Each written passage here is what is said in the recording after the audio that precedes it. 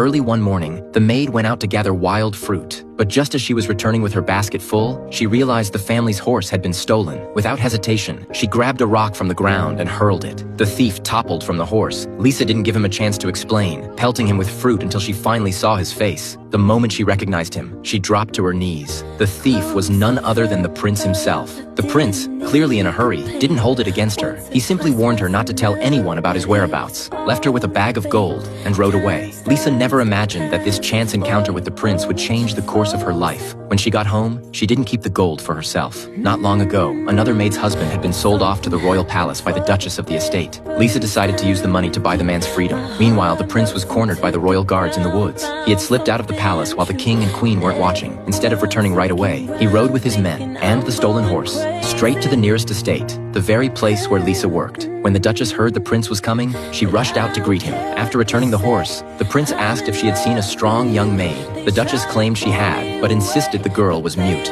With no luck, the prince reluctantly headed back to the palace. But as he reached the gates, voices rang out nearby. I demand you release him at once! Get out of my way!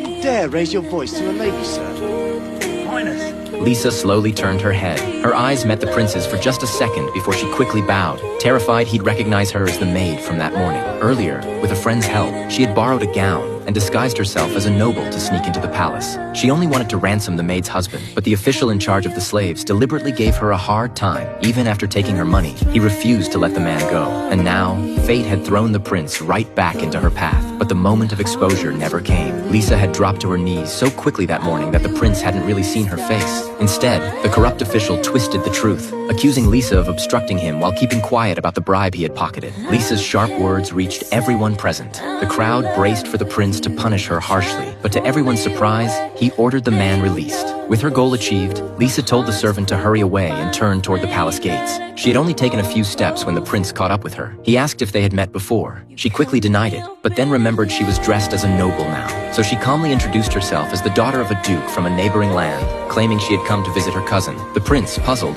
asked if she had something against him. Well, you gave one man back his life. But did you even notice the others? Finally, she gave him a name, Lady Reed, daughter of a count. Just then, the queen called for her son. While he turned to greet his mother, Lisa slipped away into the crowd. That night, the prince asked his mother about the Reed family, but no answer would come, because Reed had been her mother's name. The title was made up, but Lisa's late mother truly had been of noble birth. Her life had unraveled after her mother died, and her father, a duke, remarried a widow with 2 children. That woman had despised Lisa from the start, believing she stole her father's love away from her own children. At first, she hid her contempt, but when the duke died in an accident, she no longer held back her cruelty. Now in charge of the household, she slowly pushed Lisa down until she was treated no better than a servant. Though the prince learned nothing useful from the queen, he had already devised a way to flush Lisa out. He would host a royal ball open to every noble in the kingdom.